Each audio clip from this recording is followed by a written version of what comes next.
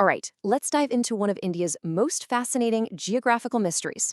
We're talking about a river that starts in the mountains, flows right through a desert, and then, poof, it vanishes. This is the incredible story of the Luni, a river that absolutely plays by its own rules. So just try to picture this for a second. A river begins its long journey, travels for hundreds of kilometers through one of the harshest deserts, and then it just disappears. It never makes it to the sea. How is that even possible? Well, that's the exact question we're going to unpack today. You know, our whole story really starts in one of the oldest mountain ranges on the entire planet, the Aravalli. Now, this range isn't just a bunch of old mountains, it's a massive water divide. Think of it like a giant traffic cop for rivers, telling every drop of water in the region which way to go. So, from this one range, the water flows in three completely different directions. You've got some rivers heading east, making their way to the Bay of Bengal. You've got others flowing west, aiming for the Arabian Sea. But then you have this third really unique category, inland drainage. These are the rebels, the rivers that never reach any ocean at all. They just vanish right into the land. And today we are zeroing in on the star of the show, a river that kind of breaks all the rules, embodying both that western flow and the mystery of inland drainage. We are following the journey of the Luni. So let's get to know this river a little better. Its ancient name was Lavanavati. Now, if you know a bit of Sanskrit or Hindi, that name is a massive clue. Lavan means salt, so Lavanavati, the salty one. And believe me, that name is the key to unlocking its biggest secret. Okay, so here are the stats. The Luni kicks off its journey from Nagpur and the Aravalli Range. It travels for about 350 kilometers through Rajasthan and into Gujarat. And again, look at that ancient name, Lavanavati, the salty one. Keep that in the back of your mind because it is going to become very, very important. Let's trace its path, step by step. First, it's born in the hills near Ajmer. Second, it carves a path southwest, straight through the heart of the Thar Desert. And third, this is the wildest part. It doesn't meet the ocean. It just spreads out and disappears into the massive salt flats of the Rann of Kutch. It's a textbook example of what geographers call an endorheic river, which is just a fancy way of saying its basin is completely landlocked. Now, as if the whole vanishing act wasn't strange enough, the Luni has another incredible trick up its sleeve. And honestly, this is what makes it truly one of a kind. It's famously known as the River of Two Tastes.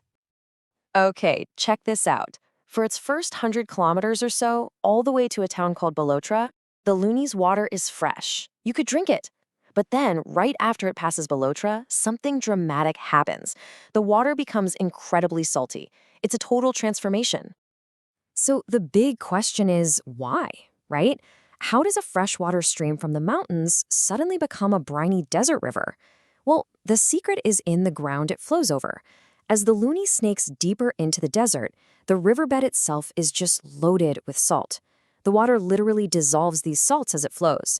And by the time it gets past Balotra, the salt concentration is so high that the river's entire identity changes. But hey, don't let its saltiness or its strange disappearing act fool you. For the people, the animals, and the whole ecosystem of this incredibly dry region, the Luni isn't just some weird river. It is an absolute lifeline.